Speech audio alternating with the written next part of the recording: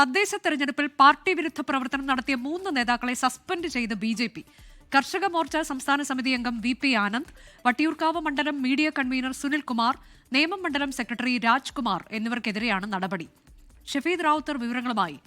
ഷഫീദ്, കവടിയാർ ഉൾപ്പെടെയുള്ള ചില വാർഡുകളിൽ BJP സ്ഥാനാർത്ഥിയെ തോൽപ്പിക്കാൻ പ്രചാരണം നടത്തി എന്നൊക്കെയുള്ളതാണോ ഈ നടപടിക്ക് കാരണമായത്?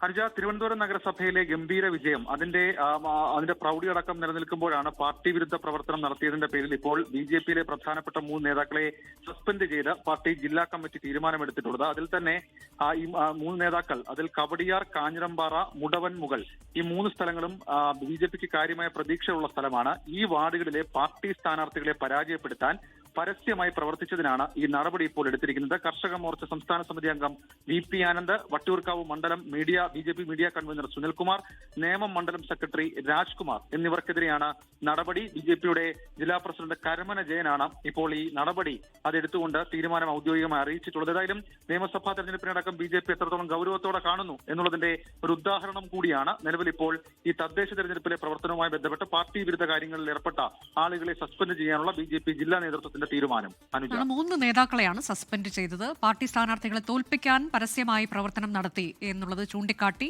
നടപടിയിലേക്ക് കടന്നിരിക്കുന്നു BJP. ലോകത്തെവിടെയായാലും ഏത് സമയത്തും 24 വാർത്തകളും ഓഗ്മെന്റഡ് റിയാലിറ്റി പാക്കേജുകളും എക്സ്പ്ലെയിനറുകളും വിശദമായി കാണാൻ ഞങ്ങളുടെ YouTube ചാനൽ നിങ്ങൾക്ക് സബ്സ്ക്രൈബ് ചെയ്യാം.